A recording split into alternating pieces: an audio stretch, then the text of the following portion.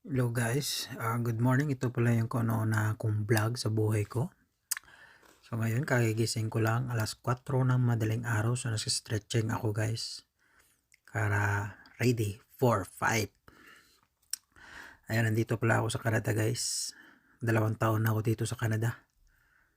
Ngayon, hindi madali. Hindi madali. Kaya kayod lang guys. Laban. Ito pala yung na kong vlog guys. Ngayon isi-share ko yung buhay ko dito sa Canada. Ngayon ito yung bahay namin. Ito yung kusina namin. Yung makikita nyo, malinis. Pero, maraming hugasin. Ayan guys, sa akin yan lahat guys. Hindi ko inugasan kagabi kasi tinamad ako guys. Ngayon, ito yung babalunin ko guys, ham. Ham, hindi yan social guys kasi mura lang yan. Mura lang yan dito. At hindi yung klase na ham na yung pinakamahal. Murahin lang yan. Ngayon, magkakape muna ako guys kasi ang lamig dito sa Canada ngayon. Ngayon yan. Yun ang automatic namin. Ha? Op.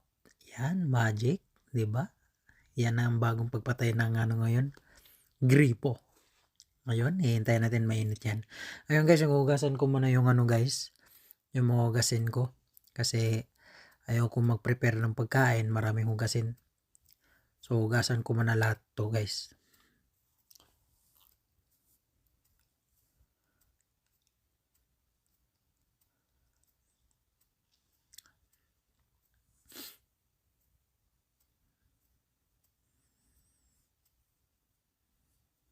Yan. Madali lang yan. Patapos na guys. Kaya para kapag malinis na, doon na ako magpe-prepare na ako doon sa sa breakfast ko. Pati yung sa lunch ko at snack. Papakita ko sa inyo guys paano gumawa. Ayan guys, magtitinapay lang ako guys for lunch ko. Yan. Tapos, 2 itlog para sa snack ko. Yan. At 2 itlog para sa breakfast ko. Gagawin ko yung scrambled egg. Yan guys, galing yan pala sa Ethnic guys, sa isang store namili ako. Namili rin ako ng chichirya kasi nahanap ko talaga yung mga chichirya or mga junk foods na galing sa Pinas. Yan, mga paborito ko. Chippy, manghuan, pansit canton. Yan, pang madalian na pagkain guys. Tapos, lava cake. Yan guys, magpapakulo na ako ng tubig guys para magbaboil na ako ng itlog para sa snack ko. Ayan, 2 itlog lang guys. Okay na yan. Okay na ako dyan. Tapos, yung 2 naman, gagawin kong scrambled egg. Yan. Kutaw-kutaw. Yan. Mix. Yan. Tapos, lagyan ng maraming asin.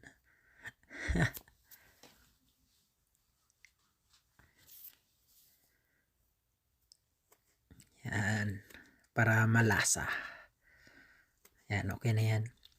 Tapos yan guys, ginamit ko yan kagabi. Kaya, ready na.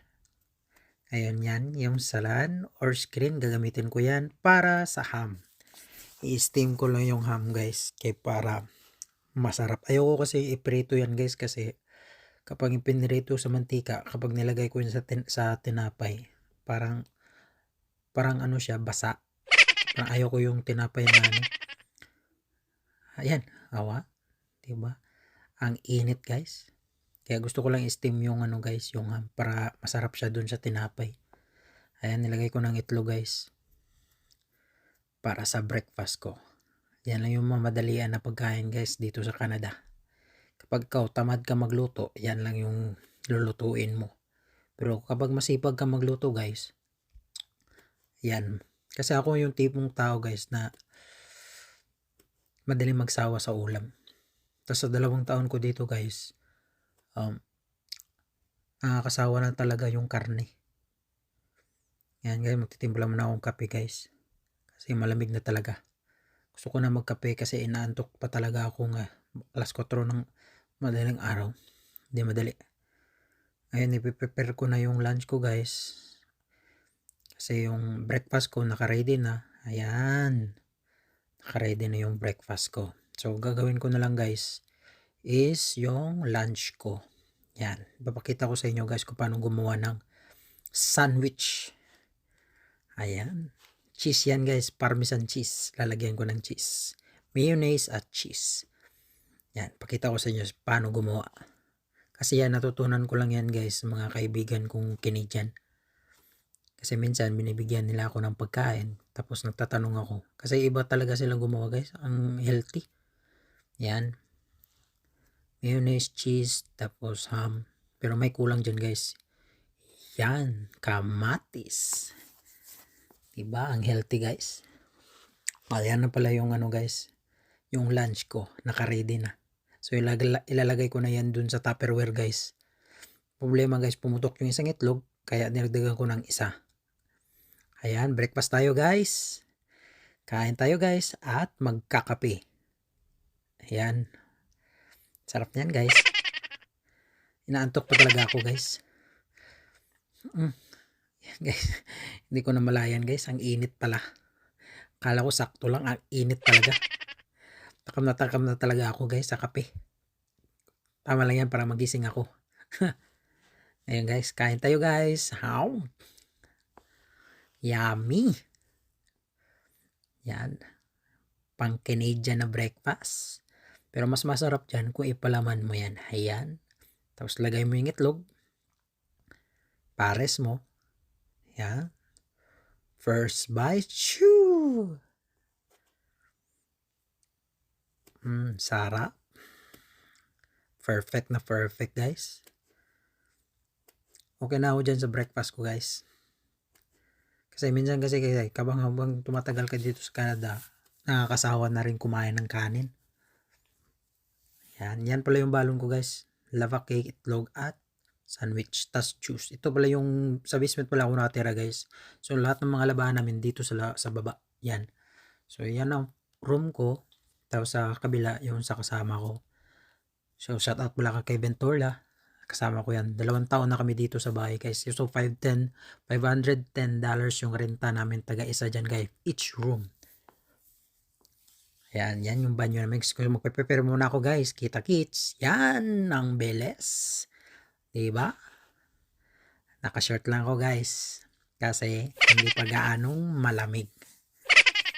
Kasi sa guys, madaling araw, malamig talaga. Pero sa umaga hanggang hapon, yan, mainit. Kaya nagsushort lang ako.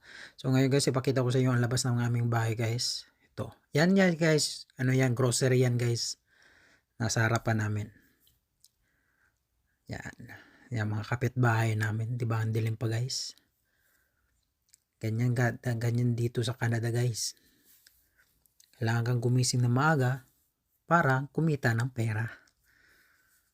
Mahirap talaga dito. Mahirap sa mga tamad.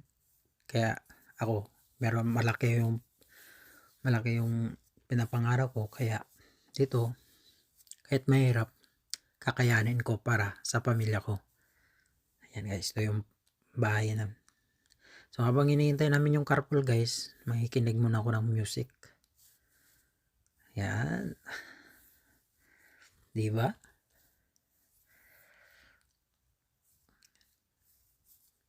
Ayan guys, ito yung carpool namin guys. Isang Pilipino, sinusno kami. Kasi wala kaming service, dyan ka muna kami sasakay sa kanya. Yan. Bye guys, kita-kits. Yan guys, nandito na ako sa planta namin. Ayan, habang naglalakad, papakita ko sa inyo yung mga namin.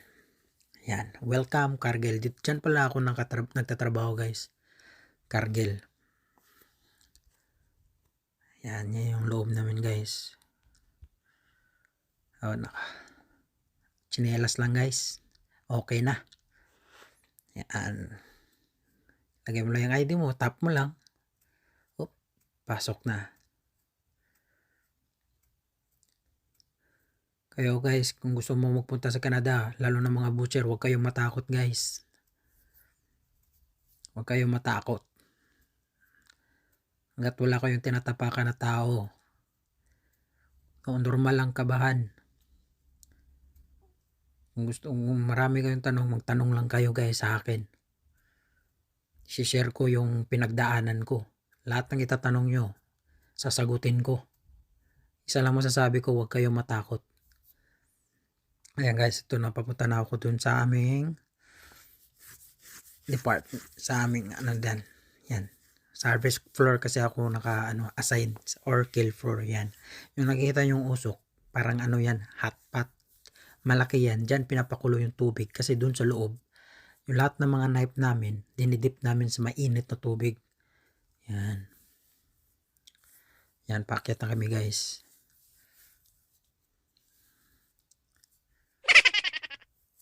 Layo rin guys. Parang nag-exercise ka. Shoutout pala kang Kevin Tula. Ito yung kasama kong gwapo. Pogi. Diba? Ang pogi. Yan. Ito yung cafeteria namin guys. Halos lahat dyan guys, Filipino. Lahat Filipino. Mas marami yung Filipino dyan. Yan. Halos